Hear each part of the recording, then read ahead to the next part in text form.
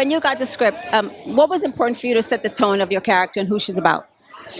Well, because I'm playing a real life person, I wanted to play her honestly. And luckily, Tegan and Sara wrote a great book, so I was able to kind of take a lot from that. But it's a really fun character, and sort of what we did with the show really aligns with what's in the book, so it was kind of easy to translate. Now, because you're playing the mom, have these two twin daughters. Yes. And when you are in that space of being a mom and trying to get them where they need to be, what are some of the things you're pulling in from your background and your childhood? Well, I'm a mom. I don't have teenagers yet, thank God.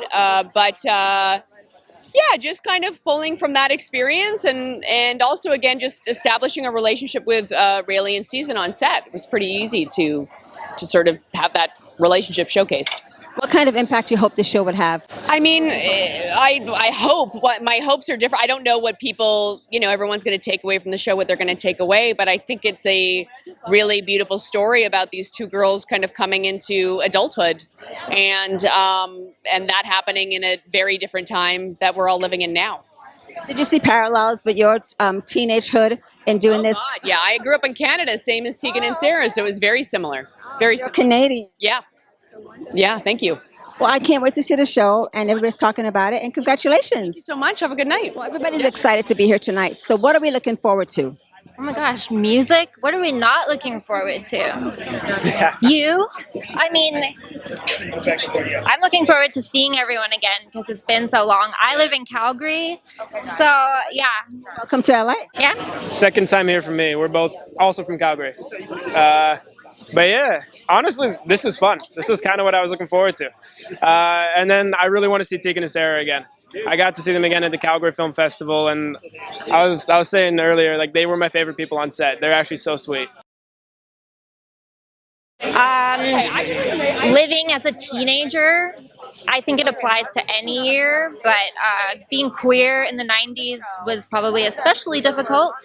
So I think everyone can relate to this show because everyone's been through high school, everyone's felt like a loser and like they didn't belong, and I'm so excited for everybody to see it. Yeah, I memean, I've only seen the first 3 episodes, but it very much teenage angst. It captures it very well.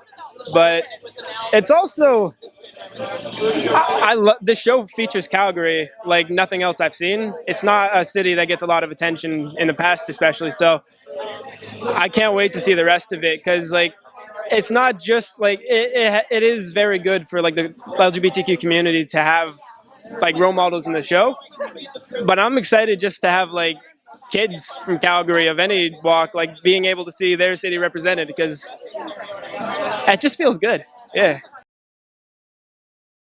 Relatable, iconic, because Tegan and Sara are absolutely iconic, and deep.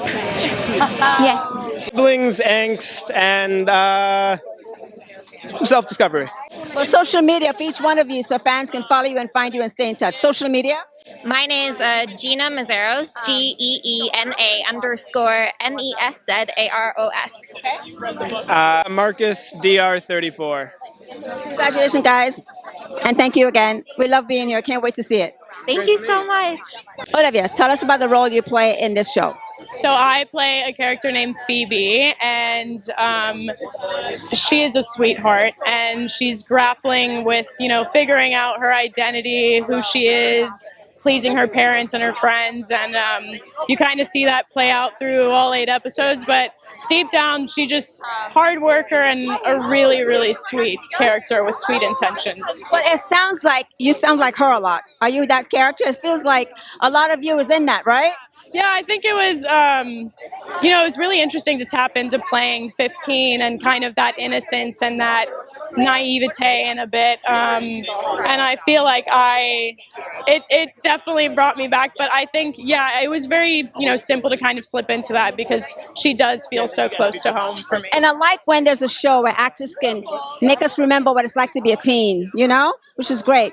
So where do you draw your inspiration from? I think just a lot of my own high school experiences. I mean, I feel like I had to go to therapy again after and be like, hey, this brought up a lot of stuff that I wasn't ready to deal with because, just being in the mind space of being a 15-year-old. And I feel like a lot of us kind of black out those years. And so just taking a look at that was my inspiration, I feel like. And just finding that struggle within my 15-year-old self really helped me find it with Freevee.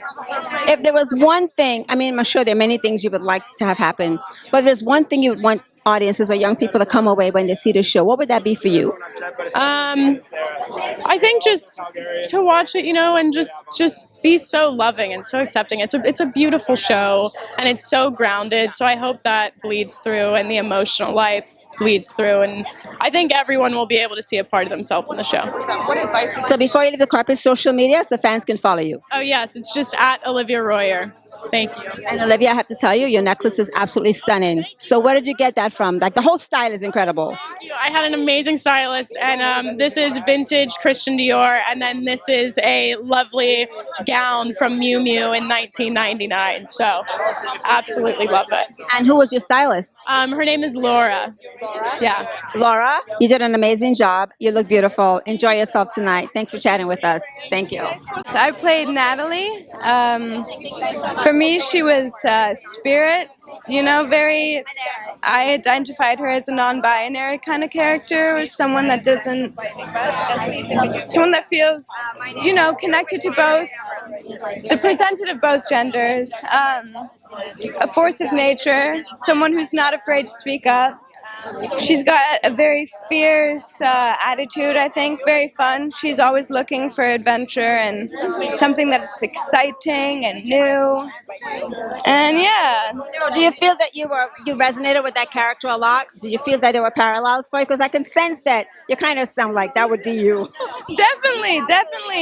I always used to give shit to my teachers when I was in school. So, I very much resonated with that. That was one of the first audition scenes I ever did, actually, with her. And it was, she was kind of teasing and trying to get a rise out of her teacher. And I was like, I've been there before, quite a lot. She's not one to settle for any sort of, she speaks what she feels. And she's not going to settle for anyone else's sort of opinion. She makes sure that her voice is heard, and I think that that's fantastic. My Instagram is my name. I try to be as authentic as possible, but on social media it's quite difficult. I get tired and I post what I need to and not what I want to. So it's a world that I think is quite different than one that most people are. It's very new, and it's new to me. And even though I'm young, I struggle with that whole technology part of everything. Well, I can't wait to follow you, your journey, and stay in touch. You look amazing, and have fun tonight. Absolutely.